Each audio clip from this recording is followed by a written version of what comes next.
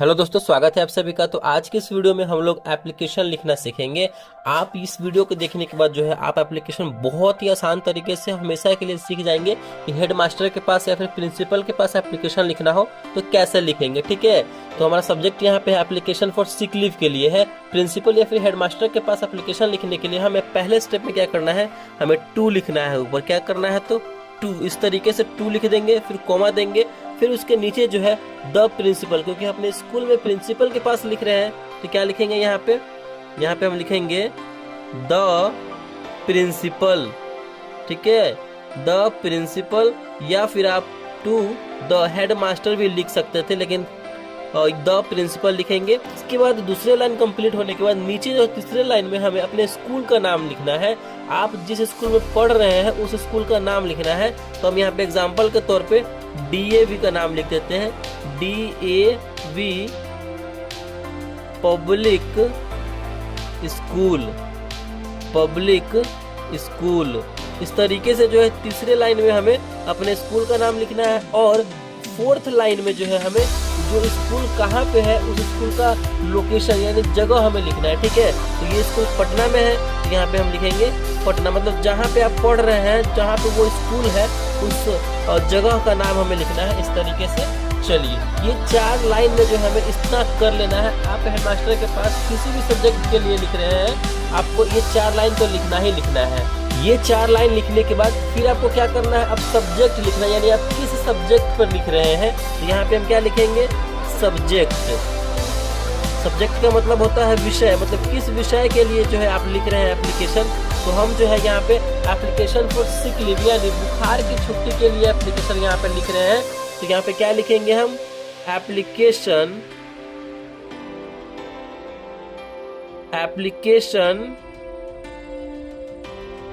For sick leave, application for sick leave. इस तरीके से हमें लिख देना है। तो यहाँ तक तो जो है आपको अच्छे तरीके से समझ में आ गया। फिर अब हमें इसके बाद क्या लिखना है, सब्जेक्ट कंप्लीट होने के बाद जो है इसके बाद नीचे जो है हमें लिखना है रिस्पेक्टेड सर। ठीक है, रिस्पेक्टेड सर। अगर उस स्कूल की प्रिंसिपल जो है आपकी मैडम है तो यहाँ पे लिखेंगे रिस्पेक्टेड मैडम। इस तरीके से हमें करना है। इतना करने के बाद कॉमा दे करके यहाँ से जो है हमें पूरा बात लिखना है कि आखिरकार क्या हुआ है जो हम स्कूल नहीं आ पाएंगे, बुखार है, कब से है, कब तक छुट्टी चाहिए, वो सारा कुछ लिखेंगे। सबसे पहले हम विनम्र पूर्वक उनसे बात करेंगे। तो क्या लिखेंगे यहाँ पे हम, most humbly I beg to, इतना तो आपको लिखना ही है। Most humbly I beg to say that, मतलब विनम्रता पूर्वक मैं कहना चाहता हूँ, ये तो आपको लिखना ही है। तो याद ही कर लेना है, most humbly I beg to say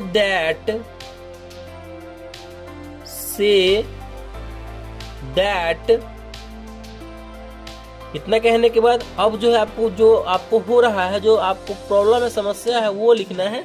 तो हमें बुखार लगा हुआ तो हम क्या लिखेंगे, I have been suffering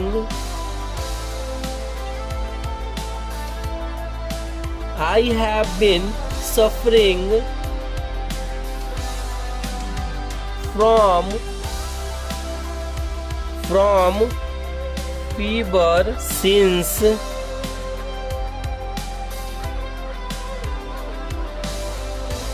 last night। कहने का मतलब है कि मैं विनम्रता पूर्वक कहना चाहता हूँ I have been suffering from fever since last night, मतलब मैं पिछले रात से बुखार से जूझ रहा हूँ। ठीक है, उसके बाद यहाँ से हम क्या लिखेंगे, So I cannot come to school, मतलब मैं स्कूल नहीं आ सकता। तो लिखेंगे हम So I cannot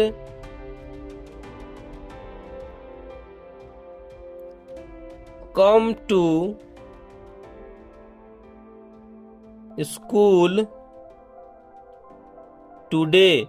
सो आज मैं स्कूल नहीं आ सकता, ठीक है। इतना करने के बाद फुल स्टॉप देंगे।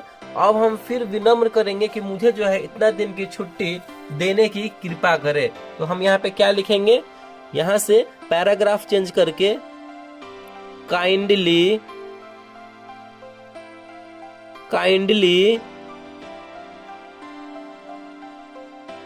ग्रांट मी लीव फॉर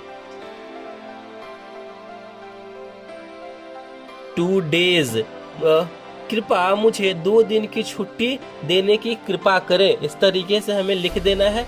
इतना हमारा करने के बाद कंप्लीट हो जाता है हमारा जो है ये एप्लीकेशन प्रिंसिपल के पास, हेडमास्टर के पास छुट्टी के लिए, बुखार की छुट्टी के लिए, ठीक है।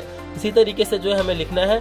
फिर इतना जब कंप्लीट यहाँ तक हो जाता है तो यहाँ पे हम क्या लिखेंगे, जब इतना आप दे दिए हैं तो थैंक यू भी आप बोलेंगे ना उनको। तो यहाँ पे हम लिखेंगे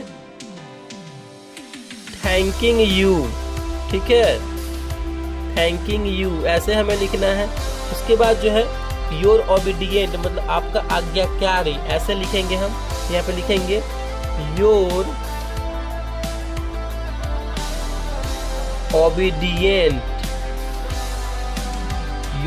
ओबीडिएंटली, इस तरीके से आपका आज्ञाकारी।